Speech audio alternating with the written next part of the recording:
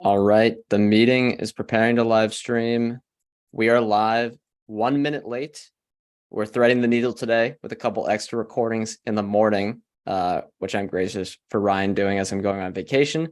But I should say what we are and what the show is. This is the Investing Power Hour. It's the 73rd one as we keep chugging along here on Chit Chat Money. We do these shows live on YouTube on Thursdays. You can watch the replays there. Most people just catch the replay, or you can catch the podcast recording, which goes out on Spotify, Apple, wherever, Sunday mornings. On these shows, we talk about whatever we want in the investing world. It might not be in the investing world for the whole time, but we try to mainly stick with the investing topic. And today we got a lot of stuff. Microsoft restructuring, the ARM IPO, Nvidia earnings, maybe, although we're probably one of the worst people to talk about Nvidia's earnings. And then we have a little ranking, a little Mount Rushmore of the biggest signals of the 2021 bubble. I think that's a good call because I actually just wrote an article on Rivian today. So funny timing there. But Ryan, how are you doing today?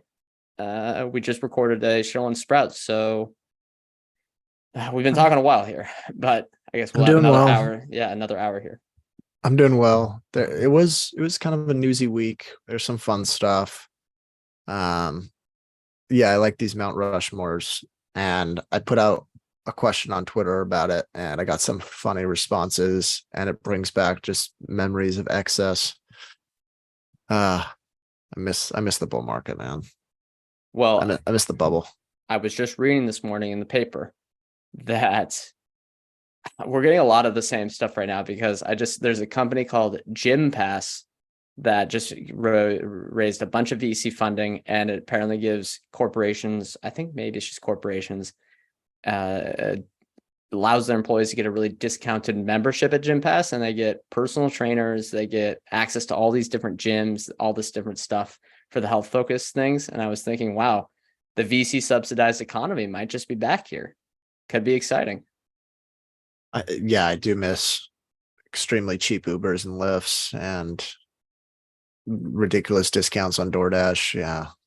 If the VCs are willing to front my spending or subsidize my spending, I'm happy. Thank you, SoftBank. Let's get that vision. Even if it means people are making money when they shouldn't. It's okay.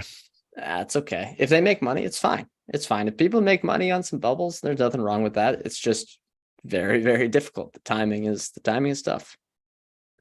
Yeah, 100%. I used to, kind of before I really ever experienced a bubble to some extent, I used to think like, maybe it'd be possible to time bubbles, but the difficulty isn't only when you're like getting out. It's okay. Let's take Bitcoin, for example, because I think whatever people can call it a crypto winter, but when you maybe could have got out of the top, but all along the way on the way down, you would have thought, oh, now it's cheap relative to like we could rebubble, there's always, it's not just two decisions. It's you have to get in, get out, and then you're probably going to feel inclined to get back in. Yeah, I have a friend that always we just kind of joke around with it, but I'm like, when are you selling your Bitcoin? He goes, nah, when it hits 100,000. And I go, not 99, not 101, nah, 100,000 exactly. It's just all arbitrary. Price target, man. Gotta have a price target, I guess. I guess that's better than not having one.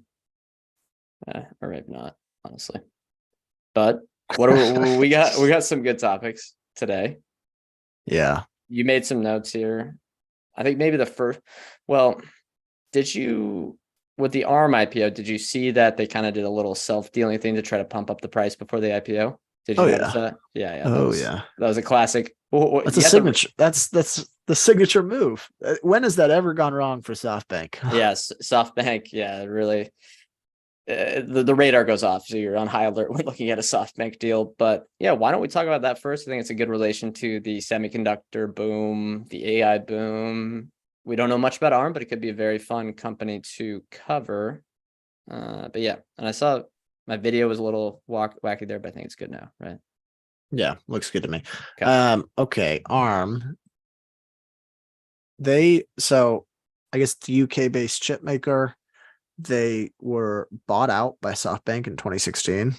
And there's kind of this interesting quote, which is that, or I think this is from the S1, maybe it was from a report, I can't remember. It says SoftBank recently bought, basically there was a portion that they didn't own of ARM. They said they bought the 24%, 25% stake in ARM that it didn't own outright from its Vision Fund unit, reportedly at a valuation of more than 64 billion. Keep in mind, 2 years ago, ARM agreed to sell itself in 2020, 3 years ago, I guess, for $40 billion in cash and stock to Nvidia. So I would be surprised if it's worth 50% more than what it was worth in 2020. But especially because it was a strategic acquisition for Nvidia that got shut down by regulators because of anti-competitive concerns. I think that was the reason, but it did get shut down. There was a lot of industry concerns around that. Yeah. So SoftBank, hope I'm getting all the numbers right, but they acquired ARM for like 30 billion or something in 2016. 2020 comes around, which God, they paid a lot for that in 2016. ARM agreed to sell itself for 40 billion. Then 3 years later, which it got shut down by regulators. 3 years later, SoftBank wants to IPO this thing, so it buys the remaining quarter of the business for $64 billion valuation. This reminds me, unsurprisingly, of WeWork when WeWork raised money at a $44 or $47 billion valuation prior to coming public, and then they tried to IPO at like 60 billion. Obviously, this is a better business than WeWork, but SoftBank tries to say like, here's what it should be worth, and now it's not clear what valuation SoftBank is seeking, but reports are that it could be valued between 60 and 70 billion dollars. Now, maybe they get away with this just because of the chip buzz and the fact that, I mean, the IPO market just still seems to be broken mechanically. Like, you can just sell such a small percentage and then just prop the stock up. But anyway, in 2023, they did $2.7 billion in revenue and $500 million in net income. And revenue is not growing. It was down year over year in 2023. Assuming $70 billion, that means it's IPOing at 136 times earnings.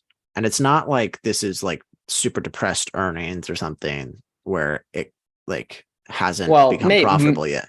Maybe it could have more. That's not what I mean. Yeah. I mean, it's not like this is like marginally profitable where all of a sudden it's some floof earnings multiple. It's a legit earnings multiple. Yeah.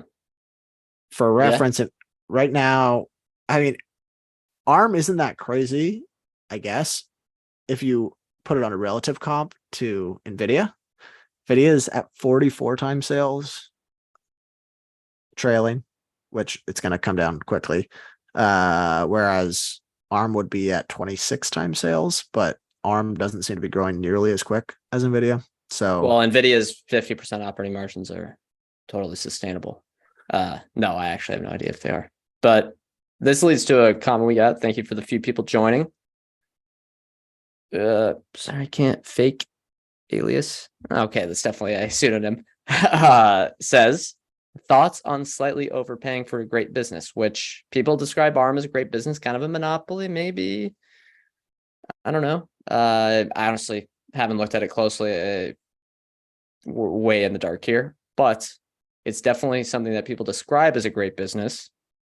And here you might be slightly overpaying. So any thoughts on that? I definitely have thoughts on that, but maybe you can go first, Ryan. Well, I don't know enough about ARM to call it a great business. So, irrespective of ARM, I don't know. It depends how you define overpay, because if you're overpaying, then you're not going to get a return. But if you're just buying like an optically expensive multiple on something that you think can grow well above market rate for a long time, then you're not overpaying. You know what I mean? But I know that's taking it kind of literally, but from an earnings multiple perspective, I think you just don't want to get too wide on each spectrum. Like there's still people that do this, and I think it's a giant mistake. And they basically close their eyes and say, oh, valuation, I don't worry about that. The business takes care of itself. I think that's a giant mistake. Generally, you sometimes want to be lenient on an earnings multiple, but if you're saying, oh, I'll buy stuff regardless of the price, you're going to get into Shopify 50 times sales in 2020. You're going to, I mean, that's obvious. That was never going to make any money. But on the other hand, if you say, oh, I can't buy that, it's got a PE, it's got an earnings multiple of 18. And you're like, or Amazon, you're like, Amazon trades at 100 times earnings. I mean, I don't know, when are they ever going to be profitable? So I think you got to meet in the middle a little bit and take a little bit of both sides there. Yeah, I mean, I used to think like, oh, I'll pay up, if it's a great business because it can grow at kind of an exceptional rate. But I've become less. Maybe this is just like the bear market over the last 2 years talking, but I don't like saying that as much anymore because it's really hard to do that for most businesses, especially do that profitably. Unless you're at a weird like Amazon thing where it's like the earnings multiple is 100 right now, but it's actually not. Yeah. I mean, just model it out, I guess. Like, what do you think they can earn in 3 to 5 years? Are you paying a ridiculous price for that? No, then okay, yeah, then I have no problem. Yeah. Trailing earnings multiples. I mean, don't matter. They have zero relevance because it's all about what the cash the business is going to generate in the future. But we don't need to go through a lecture here. We got a comment from Andrew Marshall, which again we just had an interview with him. Andrew, check them out at Mindset. I always get confused with what was Capital Mindset. There's a Mindset Capital and a Capital Mindset. They have a Capital Mindset YouTube channel. We just had an interview released today with him on Paylocity, which is a fast growing business. Here's a question. Thoughts on trying to focus on other players like Nvidia who make money building the infrastructure for AI? I think that's where the money is currently at for AI. That's not my circle of competence. I have no clue. Like I don't know at all. I like the semiconductor equipment side of things because I think that those businesses they have some competitive advantages that I can slightly understand. Applied Materials, ASML, Lam Research, forgetting a couple others. But besides that, in semiconductor land, I'm not comfortable with a lot of the other stuff. But curious your thoughts, Ryan. Yeah, I don't like. I'm in the same boat as you. Maybe we're just old economy people, where we like boring businesses that aren't that sexy. But I don't know. My underlying assumption with all this AI talk is that like American Tower benefits. And I don't even know if that's really true, but I would just have to believe it is. American Tower? Wait, what? Yeah, right. Towers, maybe in some way. I guess, yeah, maybe a little or bit. AWS benefits. How about that? AWS is a little clear. Yeah, I like whenever we have a software company follows Autodesk. They just reported earnings, pretty strong earnings, and I'm like, yeah, it's pretty good. I guess AWS is going to keep growing because there's plowing money into cloud demand. But yeah, I don't know. I just AI kind of makes me wince right now. With chips, like I know Nvidia and ARM and these businesses seem so good right now, but I can't help but think like if someone told you what the overall whole spend is going to be on the chip industry for 2023, and they told it to you in 2005, let's say, they said, the world is going to be spending this much money on chips. What would you have paid for Intel? Or what would you have paid for a lot of the big chip businesses at the time? Like the world changes, especially in innovative industries like this. Like it can change. Yeah. Here's what I think. This has really nothing to do with the investment thesis or anything. It's more of a gripe that I saw someone pointed out is that Nvidia guided next quarter. I think it was next quarter for $16 billion in revenue, plus or minus 2%. Right? They have no idea what the revenue is going to be, and they're setting a plus or minus 2% revenue guide. No one, they are you kidding me? It should be plus or minus 50% because of how crazy that market is. Maybe one of the most uncertain revenues out there quarter-over-quarter basis just because of the crazy supply chain in that market right now. Yeah, I mean, I thought that was crazy. Well, they're probably already a third of the way into their quarter, so they have some sense. But Yeah, but still, like last quarter. Let me.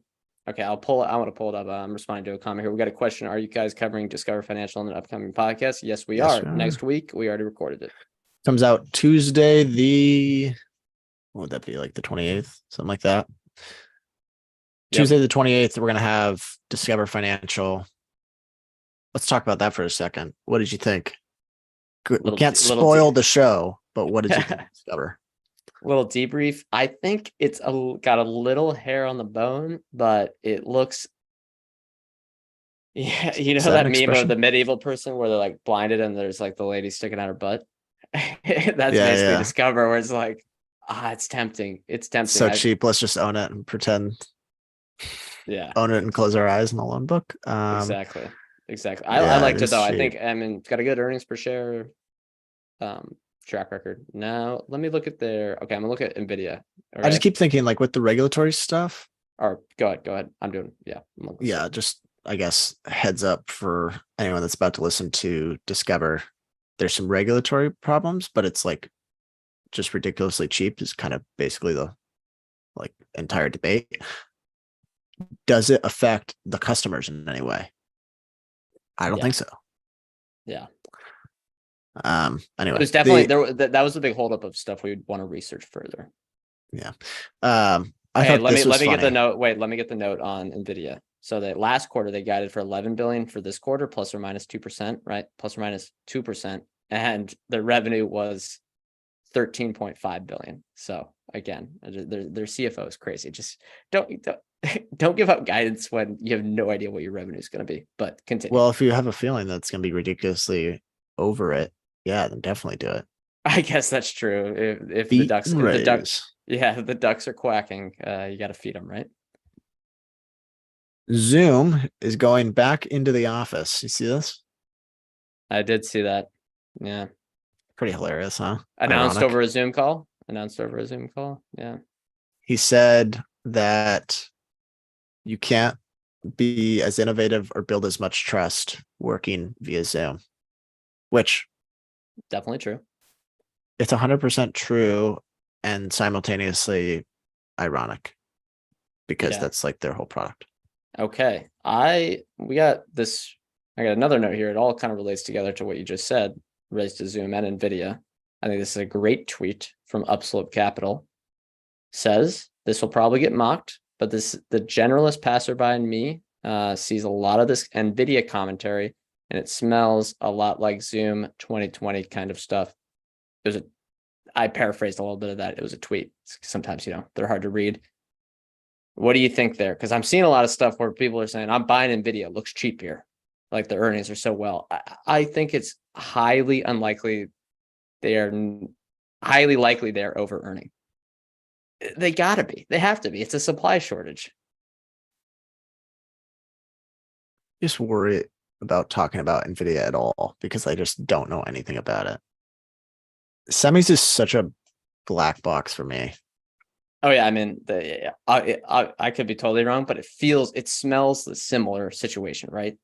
Where they're doing it's such an optimal operating environment that Zoom's business still grew, and the stock expectations were just too high. Like the expectations on Nvidia right now are just insane. Yeah, I mean, Zoom, it is interesting because remember Burry's tweet, which is like, how are we not at peak Zoom? I mean, it was prescient. It was perfectly timed. And the revenue, but the revenue still went up. The stock went down. Yeah, like the top line got better, but the usage from average people obviously declined. And he nailed it. Even though enterprises are using it or paying more and more, whatever, but yeah, they got people to actually pay now, or more and more customers to pay. I think with Nvidia, so margins are exploding higher, right? I don't know what the number was. Maybe it was like 50%. I think it was actually higher. Margins are exploding higher. The key with a high margin business is that I think this is kind of a philosophy I typically have. The higher margin of businesses, the stronger the competitive advantage must be. And the lower margin business it is, the more the margin is in, or excuse me, the more the competitive advantage is in the margin. Because if they're earning 50% operating margins selling chips to Microsoft, Google, and Amazon, that gives them, those three companies, that much more of an incentive to try to break away and make their own products. So Nvidia's competitive advantage better be damn strong if they're going to maintain this extremely high pricing power. Yeah, that is the other thing. It's like, if you're earning that much money and you are obviously probably feel the liberty to just raise prices at will, you are going to attract a ton of competition. Now, if maybe, like, I bet semiconductor experts probably don't even listen to the show. If you know semis, we're just talking out Sorry, of our yeah. ass. If you're an expert here, we're generalists through and through. But unless Nvidia is literally impossible to catch, like technology wise, people will be coming for their lunch. Yeah, Whereas exactly. Amazon already is. a company like Home Depot or Costco, it's too, like, I don't know. They're not, it's kind of the opposite. They're the low cost provider. Like, Yeah. you have to, it's harder to compete with that, I guess. It's harder to catch up. Although we do have a comment. We do have a comment from Matt H here. Jensen the GOAT. So true. yeah, that is Jensen true. is the GOAT. I mean, yeah, he's executed so well. Okay, here's one. Plus, he wears that leather jacket. I mean, yeah, he looks good. I'm not a leather fan, but he does look good. And he holds up the chips like it's a boot box. It's funny. All right, we have two questions. I'll try to hit both. The first one relates to semi, so I'll hit that one first. Why shouldn't ASML and TSMC capture the improving economics, given that they are the bottlenecks in the semiconductor industry? I think that's the interesting part of the semiconductor industry is that you look at a lot of the stuff, all parts of the supply chain. You have, you start with that. Well, maybe they're not a monopoly, but Apple has a moat. Then you look at Nvidia. Apparently, they're a monopoly right now on these high-end stuff. Then if you go back to TSMC, they're an emerging monopoly in a lot of this stuff. But then if you go to ASML and Applied Materials, they're kind of a monopoly in their equipment niches. Who has the true pricing power here? And I think it generally, like all these stocks have done well for over the long term. Generally, the unit economics flows through pretty evenly to all these companies. I'm sure ASML probably has more pricing power, given that they're extremely hard to reproduce. But I think as a generalist, I would say probably flows through fairly evenly. Like TSMC is not going to say, if Nvidia is earning this much margin, TSMC is going to raise their prices, especially as their costs are rising, as they're trying to put more factories in Europe and the United States. Yeah. Can we stop talking about semis now? I feel super unqualified. Yeah, we have some comments that saying people underestimate how hard it is to develop chips. Even Apple has struggled to replace Qualcomm's chips. And yeah, there's some comments here about serious doubts about Amazon and Google being able to execute and make products to replace Nvidia for a long time. That's from Andrew Marshall. Again, we had the interview with him today. So yeah, I mean, that could be true. It's just they're gonna try, like, the incentives are there. But yeah, we have another question. Let's talk Lowe's. Tom said, enjoyed your recent deep dive on Lowe's. Could you give some thoughts on your opinion of Lowe's versus Home Depot? Thank you for the question. And thank you for listening. Go? Yeah, you want to go first there? Well, I think they both benefit from a lot of the same tailwinds, which is that the home stock grows, the average age of homes grow, and more people need what Lowe's provides, Lowe's and Home Depot provide. The difficulty for shareholders, and maybe Home Depot's probably done a better job providing it, just all else equal, like to professionals, to consumers, the in-store experience, they've done a slightly better job. I bet that's visible in the comp sales, would be my guess. The difficulty from a shareholder's perspective is that Home Depot is more expensive and has been more expensive, which it's not that, like, I'm not worried about the multiple compression, but they're not able to return as much cash to shareholders with their buyback program as Lowe's is, which has been so helpful in Lowe's juicing its earnings per share. So Lowe's has really been able Like if Home Depot were able to trade at the same multiple as Lowe's, it would be in such a better spot in terms of ability to grow per share value versus Lowe's. The difficulty is for shareholders, that's just not the reality. Yeah. And do you think It's kind of a this, weird, like they've done so good that it's a disadvantage in terms of returning capital. yeah. Do you think there's a giant difference in business quality between the two? Because I don't think it's that big. No, but on a slightly bigger store base, they generate 3 times the revenue from professionals. So obviously they're doing something much better on the pro side that we're not seeing. Yeah. So, I mean, yeah, for like the average dad that's just like fixing up their house or buying, a couple 2x4s, like, yeah, probably not that big of a difference. Yeah. I guess, yeah, you're right. Home Depot. I don't know if it's that significant, but Home Depot definitely higher quality business. What do you think? Did you hear Here's Autodesk Rule of 40? Hear this news? He said it on the in the conference call again. in the conference Makes me call. want Yeah, to throw up. you do hate that. Yeah. Well,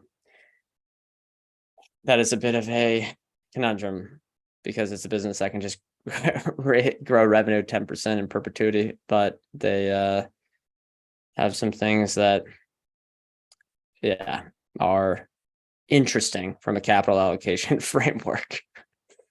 Let's put it that way. Let's just say they're one of Ryan's pet peeves, executive teams. But they apparently beat, so they're making puns on the conference call. So everything's great.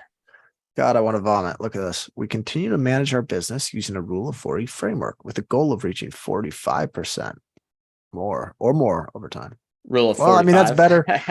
Listen, that's Rule of 45, I guess, is better than Rule of 40. But like I said, like they could just have 40% free cash flow margins if they wanted to. Yeah. Nah. And it's non-GAAP operating margin. So yeah. All right. Here's one that was an interesting topic. It's obviously not a big deal to the actual company that made the investment, but Berkshire, probably one of the lieutenants, made an investment in the home developers. Curious your thoughts on that, because we are very skeptical on that. And I continue to remain skeptical on the industry at large, or maybe uncertain. I guess I think it's very strange. I don't know what to think. What do you think they see here? Because clearly they know the industry much better than us. I mean, they literally own Clayton Homes. Well, I got to tell you, shame on us, honestly, because we looked at NVR should have bought. Yeah, NVR was buy. We should. We did a whole home builder theme at like the perfect time, and every single one of them we were like, yeah, it looks pretty attractive, but if home prices collapse, then what happens? Well, even if home prices collapse, I think they're going to be fine because they can still sell their homes. It seems like maybe that's what Berkshire's saying, is that like even in a weak housing market, all these home builders are doing a decent job continuing to sell homes. And maybe it's just that undersupply that everyone seems to talk about, which means people like home builders like this are going to have no trouble selling at the same average price. So I don't know. Maybe it's just that they obviously are better in terms of analyzing the home builder industry. Yeah. I think the wild card is immigration rates. I'm still a home price hater. Oh yeah. But I guess that doesn't mean the home builders are gonna do it. It doesn't mean the home builders are gonna do bad, but obviously the affordability issue is not sustainable. Relative to rental prices, though, it's not that, like, home ownership here is still not the wrong option. Well, I hate to break your anecdotal evidence, Ryan, but I saw a stat that in Seattle, at least, it's twice as expensive on average for the equivalent monthly cost.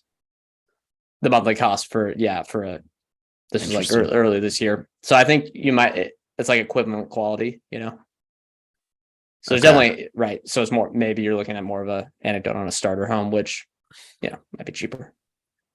Yeah. Yeah. I don't know. I hope home prices go down because I'm a bitter hater as a non homeowner. Here's an interesting question. I think about this one. I don't know what the question is, or the answer is. If we did, we'd make a lot of money. I don't think anyone knows the answer to this question, but it's fun to speculate on. What do you guys think happens to home prices if mortgage rates fall from 7% to 4.5% to 4 to 5%? Do you think Oh, I like sellers that flood the question. market and outweigh the buyers, or vice versa? Okay. I think a lot of people that have put off moving because mortgage rates went so high sell their home and move. So like movement would accelerate because I mean, anecdotally, I know so many people that were like thinking about moving, rates shot up. They're not going to get out of their 3% mortgage to go hop into a 7% with prices not down that much. So if things shot back down, I think a lot of those people would finally choose to sell their homes. And yeah, I think that's exactly right from what Tyler said. I think that floods the market with supply. Yeah, what's interesting is people talk about, or I think it's maybe real estate investors, stuff like that. You see it online. They talk about, oh, when interest rates come back down, then prices will start going up again. But I think at least in the near term, since the market is in a weird limbo period where everyone's frozen, if mortgage rates came down, I think prices, I would be on the side of saying prices would come down a good amount, just because of the flood of supply that would hit the market. It wouldn't be, I don't know how big, but I would say I would lean to them falling, just because now it opens it up for people to buy homes. And since the affordability levels to get back to, like pre-pandemic levels, I think, or maybe it's during when it was mortgage rates were like sub 3%, would require like a 30 to 40% price drop. I think it would, like, if a bunch of people are transacting, they're not gonna be buying at these affordability rates that are 50% higher, 60% higher, 70% higher mortgage payments. Now, if the interest rates go down to 4 to 5% on your mortgage, maybe that's 30, 40% higher than the low mortgage rate pre-pandemic period. But I still think you need an adjustment there, if that makes sense. A lot of numbers. I feel like I'm talking in circles. I remember when I made a prediction at the beginning of the year that home prices were going to fall by 10%. I don't think it's happened, but close. It could still happen. I mean, I said there was basically three things that could happen at the real estate market. Home prices could come down to bring affordability down. Mortgage rates could come down, or everything could stay flat for like 10 years and we could have insane GDP growth and it just slowly reaches kind of affordability. I'm starting to think that third option is a possibility. Yeah, inflate ourselves away. No, I mean, it's interesting. Yeah, it's interesting.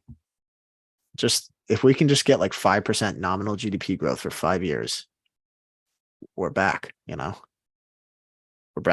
probably close to affordability. It would be the roaring 20s. All right. Let's do Mount Rushmore because we got a good amount of time, but I want to.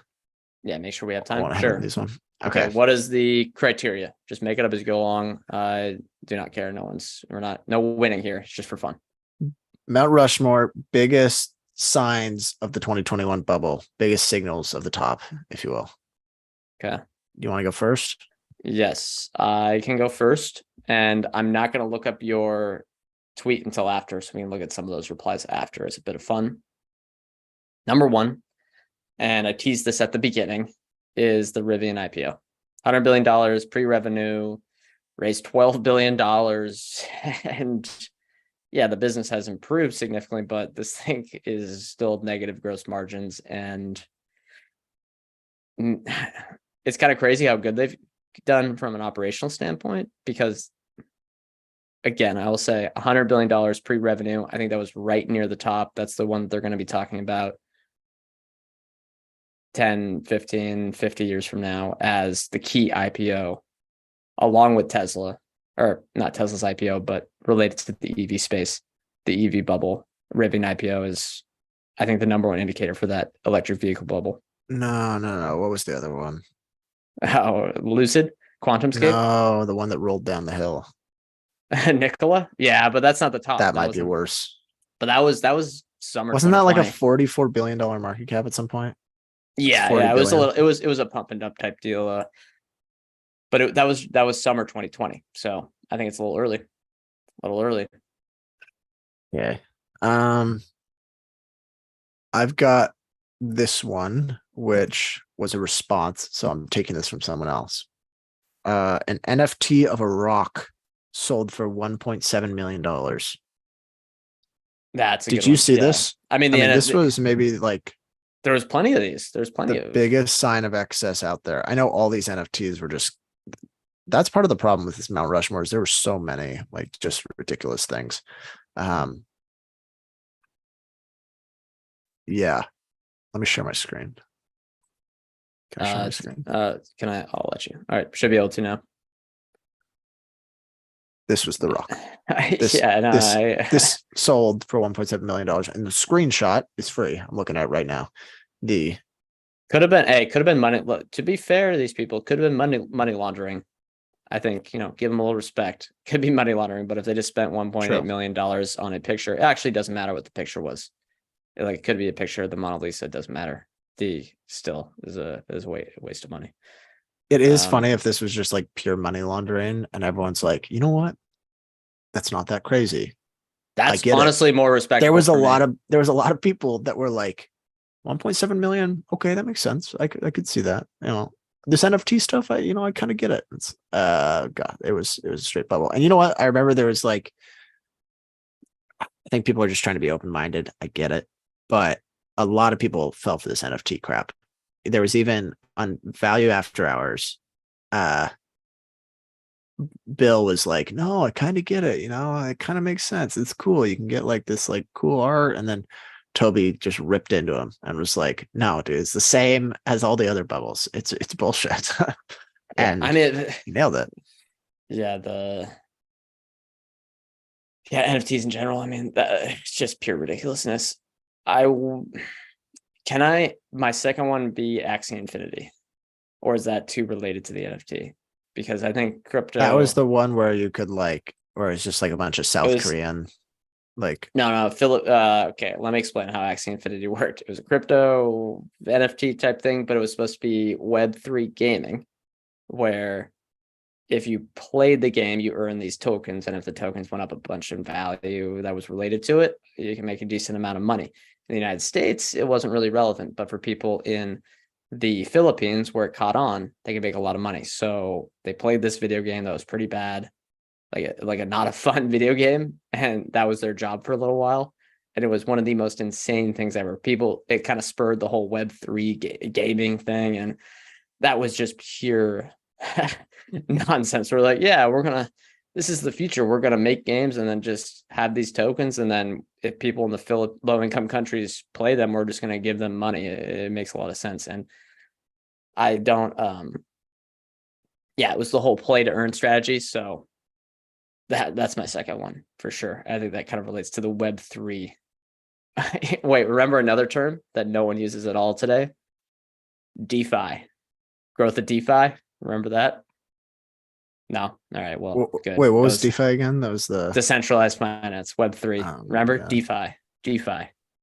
This is the future of finance. Okay, I've got another one. Wait, that was my second. Axie Infinity. Yeah. Okay. They also, I think, lost $600 million in a hack to, I believe it was North Korea. So they really helped North Korea fund its weapons program. So congrats to them. Well, all right. Okay. This one for me was maybe one of the better businesses, but was the most ridiculous in my personal opinion. In what was this? Late 2021. AMC. No. Shopify hit $210 billion market cap. It was doing a little over $3 billion in sales. And it's not super high margin sales either. Like a lot of it was just going to MasterCard and Visa. Yeah, not Visa and MasterCard, 60% operating margins, which still 50 times sales is ridiculous. Yeah, to me, this was the most on every one of them, even maybe Rivian. Rivian hitting 100 billion is probably more ridiculous, but there's like a path to whatever. Like, let's take what's it called? That horrible fake EV company. The Lordstown Motors, Nikola. well, any one of them. You could like make a path to say like, oh, if production ramps up, yada yada yada. You know, there's some world where it generates enough cash. With Shopify at this time, it would have taken such absurd growth for like 15 years for this to ever make sense. Oh yeah, it didn't make sense. I remember doing a poll at the time. Hey, what do you like better, Shopify or Dropbox from these levels over the next 5 years? And almost everyone said Shopify. I mean, the sentiment on that was crazy. It was like it could do no wrong. And I think there's a lesson there. You got to look back at history. And yeah, we got a comment here. Remember QuantumScape. Also, people said SoftBank and WeWork's private valuations. I think that was a little too early.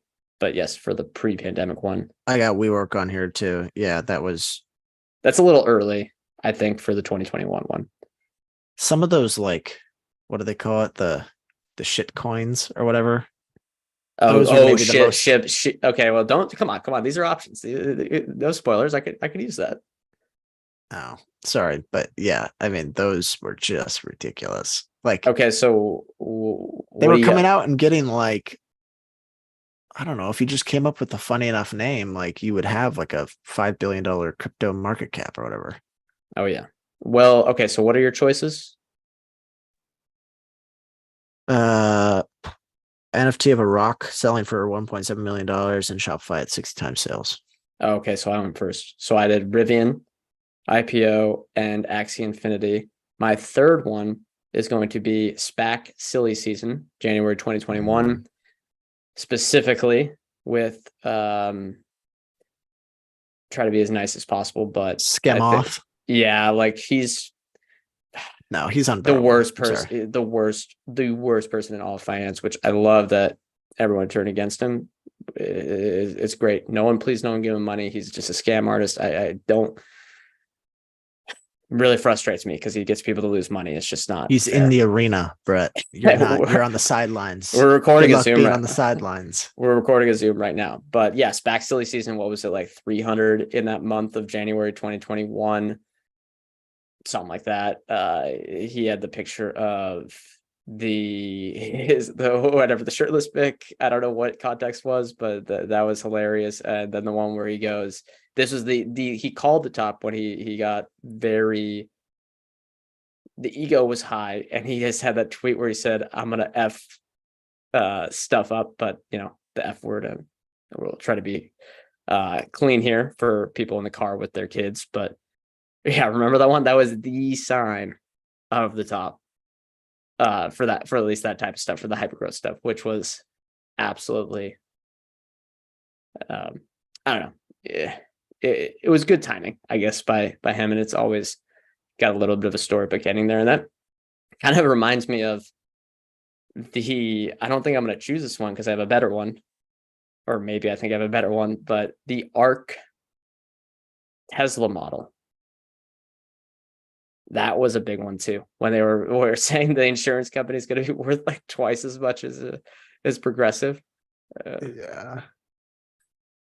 Okay. That was good. Okay, what's your third? I guess this is 22, so maybe this is cheating, but Fortune magazine had on the cover Sam Bankman-Fried saying the next Warren Buffett ? Yeah, I don't know if that's too late, but I think that counts. Yeah, that's got to be up there. Yeah, the DeFi king, living in the Bahamas. We all know how that went. Okay, my fourth one is going to be the one you mentioned. You kind of gave me this one, the fall 2021. Actually, let me confirm when it was, because I want to confirm this timeline with the shit coins, I guess is the only way to describe them. These crazy crypto things, which I'd honestly call, I don't know the difference between a Shiba Inu coin and a Bitcoin. I think they're the exact same. Call me crazy, but these prices went absolutely berserk. Yeah, we're gonna look at Shiba Inu. Yep, this timeline works out for me because I was The peak was, it looks like here, October 27th, 2021. And I remember distinctly at a Halloween party. So that at that time, the price of it was 0.000. Oh God, 0.78. Did they do a coin split? Yeah, I know. The whole point of this one, which is whoever created this, smart, give it to them. They made it the lowest like price because people just price anchor to penny stock type psychology. If it hits $1. No, yeah. I remember distinctly this guy at a Halloween party, all drunk. He was like, dude, if it hits 1 cent, I'm rich. And I was like, oh my God, this is crazy. Because that guy was not in finance at all.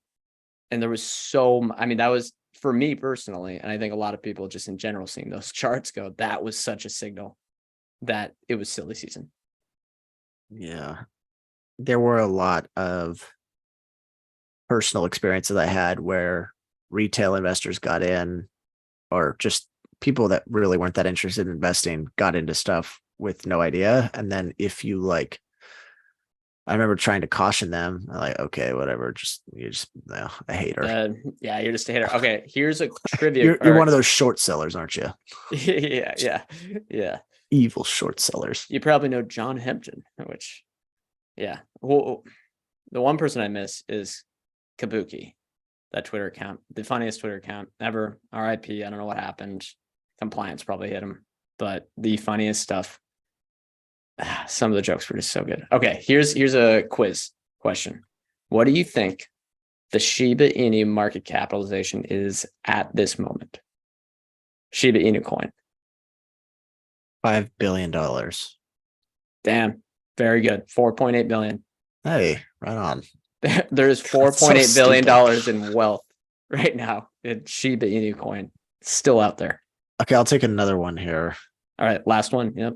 Which, just think about how, like, I don't know. It's got to be so frustrating. Like, if you're trying to, like, I don't know, better a society, to just be putting money into such waste. Like, yeah, that could be allocated to useful things. Like, it's $5.5 billion or $5 billion that could be useful. Anyway, yeah. It's deflationary though, so hey, put the money there. It's gonna help fight. It's helping fight inflation. But okay, what's your last one? Okay. This one, there was a GameStop frenzy. I'll take GameStop. It was 2021. Yeah. Everyone I knew that had no idea about finance was interested after this. Dude, they were calling. Like, that's the only times people were literally calling me. Multiple. Should I be in on this? I mean, I had friends that were like, yeah, I bought a couple shares. I had to be in on it. Like, I have never probably set up brokerage accounts for the first time just to buy those shares. I saw a preview at Oppenheimer for, I don't know what the movie's called. I saw it. Yeah. The dumbest movie that's going, like, the dumbest movie. Like, who plays Ken Griffin? It's gonna make, she's gonna feed into this narrative that's just not true. I know. All respect to Ryan Kitty, legend. But Ryan Kitty seems like solid, but there's no reason it's going to make Ken Griffin look like a terrible person, which he's just run a successful investment firm. Yeah. And who knows, maybe I don't know, maybe the movie is going to say something like, actually, these people were totally wrong and that's not how the world works, but I doubt it.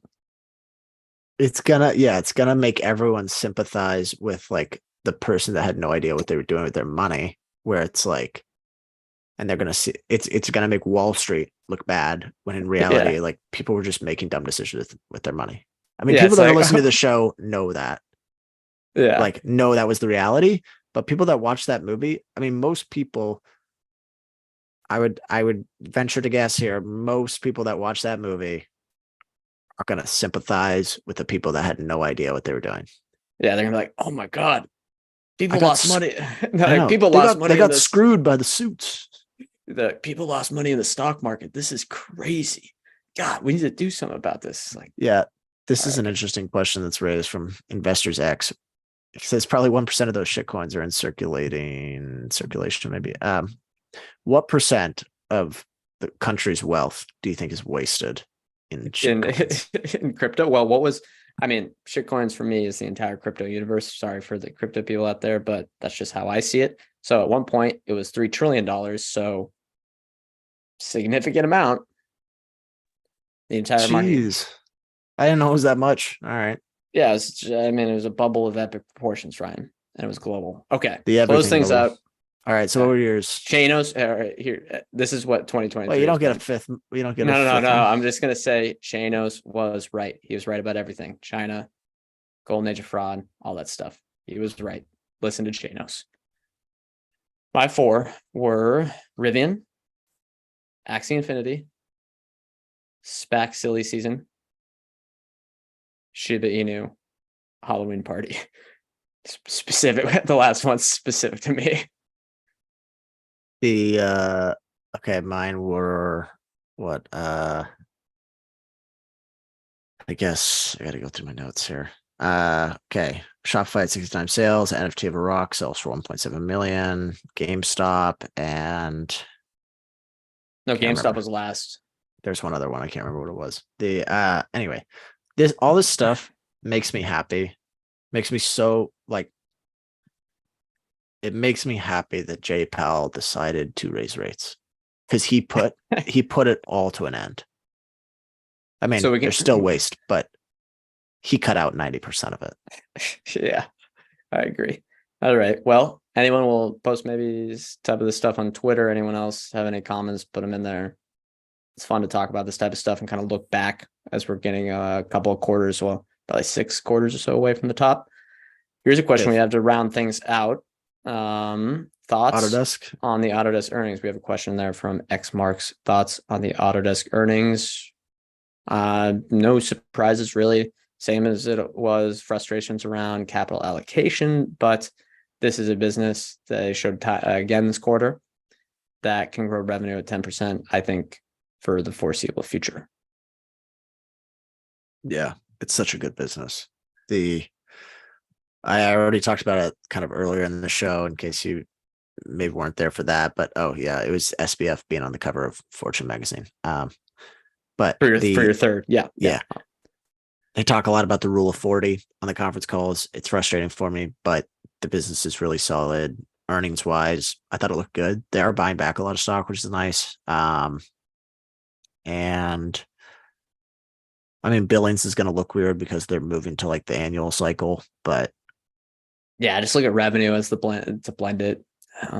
All the categories, all the product categories did well. APAC is still a lagger for them right now. APAC revenue is flat year over year. It was the only geography that wasn't growing. So yeah, I mean, growth for them is so easy. Remember when that company like wrote Autodesk a letter? It was like, please stop raising prices. We can't unsubscribe. Yeah, well, they're going to keep raising them, but yeah, we've talked about this a lot. We talked about this. We covered them. I believe it was December 2022. I think a lot of this stuff there. We still have probably the same thoughts today. So if you want a comprehensive overview on Autodesk, I would go listen to that or watch it. I believe it's on YouTube. Look, the value they're providing for their software versus what these corporations are paying is much lower, and they have a ton of room to add value and also raise prices. So I think basically what they guide is 10% plus revenue growth, and they can do that by raising prices. And then an interesting, unique thing for them is they have a ton of non-compliant users pirating their software, and they can basically thread the needle on that, kind of push some levers and say, okay, well, if we want revenue to continue growing, we can steadily shut down more of these non-compliant users and force them to pay. And that's something that they can pull for a long, long time here. And there's also just a general tailwind of software utilization across the construction, manufacturing, and architecture space. There's a great, that sounds like a great thesis, but it would be so comfortable owning shares if the executive team weren't nonsensical on capital allocation. Yeah. And that could cause us to sell. But the underlying business looks consistently strong. I did see what was it? Oh, Activision is having to spin off their cloud gaming components in order to appease UK regulators. Yeah, So it's distributed through Ubisoft. So strange. they're selling it. They're going to sell the rights to the cloud gaming to Ubisoft. Maybe it's the distribution rights, whatever. But then Microsoft's going to get it on the Game Pass. They'll just get it from Ubisoft. So it's weird. It's very weird. The other part that's funny is like, I bet UK regulators are like, wow, we did it, guys. We stopped them. Like we forced them to spin out the cloud gaming. I bet like Activision and Microsoft were looking at each other like, okay, yeah, like 1% of our usage is on cloud. So sure, you can have it. Do whatever you want for the time being. All we're doing is trying to perfect. The only thing they care about is perfecting the technology at this point. I bet it's lower than 1%. I bet like 0.5% of the Call of Duty usage is on cloud.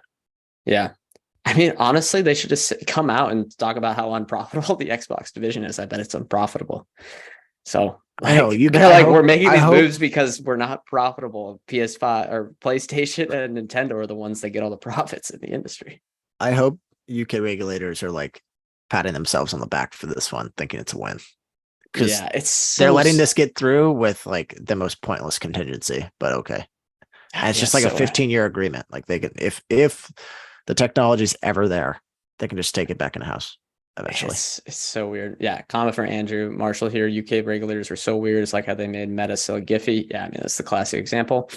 Other question here from Tyler. I think it's a pretty easy one. Back to the Zoom topic. What do you guys think the future of work looks like? 100% work from home or office and mix? I mean, I think it's pretty clear now it's going to be a mix. And it doesn't really matter that much, but the only thing that's going to matter is how much for the office landlords. That's the only, I think, thing that's crazy uncertain here, but it's definitely going to be a mix. I think more and more companies, we're seeing it now. Pretty much every big company is coming out and saying we're moving more back into in person. We didn't notice it for a long time, but we're lacking productivity. We're moving back in person. And yeah, I think they might be blaming that as kind of a scapegoat for just over hiring. Maybe, but I mean, I know a lot of people that work remote and they take their sweet time doing everything. Like if they were in the office, they would be forced to be more productive. Yeah, it's true. So maybe it's a way to do that. It's also a way to force people to quit. We've seen Amazon do that around here. But what's interesting is that yeah, it is good strategy. A little bit devious. Interesting though. Almost all companies are reducing their square footage. So like even if like we see a reduction in work from home, that does not mean things are all clear for the landlords. But it's 10:30, so got to run here. Thank you everyone for listening. Next week we're going to have a guest on for me, so that should be a fun one. It's Jason Hall over the Smattering, one of our partner podcasts. He works on The Motley Fool. He's been on before and people seem to love him, or tentatively it's going to be Jason Hall. I think like he said he wanted to, yes. But he said yes, but obviously his schedule could come up. We talked about that last week. I could just come in here and monologue for like an hour. God, that'd be hard. Being like doing speeches, stand-up comedian stuff, that'd be so like, it's amazing that they can talk for that long. But yeah, so I'm gonna be off next week. But it should be a fun one. Sprouts Farmers Market's coming out in 2 weeks. Discover Financial next week, and we got some fun interviews in the queue. Thank you everyone for listening. Remember, we are not financial advisors. Anything we say on this show is not formal advice or recommendation. We are general partners at Arch Capital, and clients may hold securities discussed in this podcast. Thank you everyone again for the commenters. You can do this live on YouTube on Thursdays if you want to comment and ask questions that we can answer. We'll see you next time.